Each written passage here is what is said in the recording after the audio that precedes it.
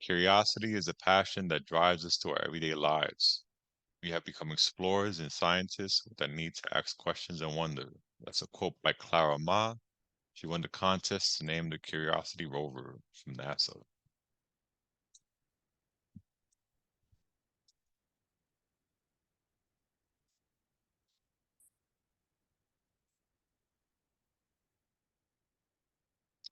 So I've been following the Curiosity mission for about 3 years.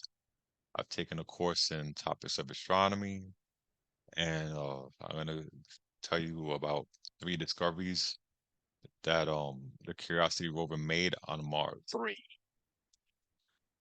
Uh, the first discovery was evidence of water. The second was organic carbon, and the third was radiation. To the right is the illustration of the actual Curiosity rover and all the instruments that are on board. I'm be covering three of them.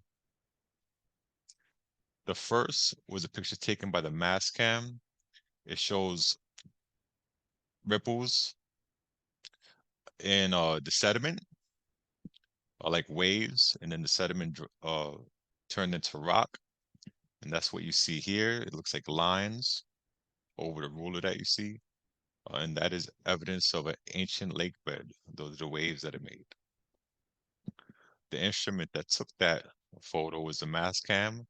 It's about 6 foot 6 inches tall, and it has a 2 megapixel camera with about a 1600 by 1200 resolution.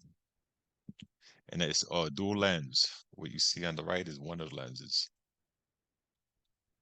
The second discovery was organic carbon, which is needed for life to exist. The picture you see is a drill hole that was made by the SAM instrument, and it took a sample. The sample analysis is Mars, the SAM instrument, which you see on the right in the lab, and the left is inside the actual Mars rover.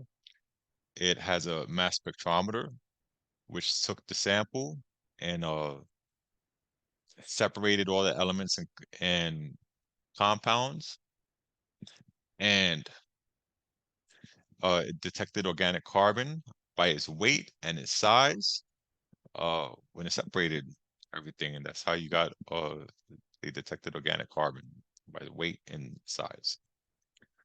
The last discovery was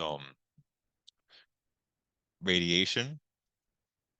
The big deal about radiation on Mars is when we send people to Mars in the future, which is the whole point of all these rovers and helicopters and landers and robots on Mars, um, we need to know if there's any risk to the human beings.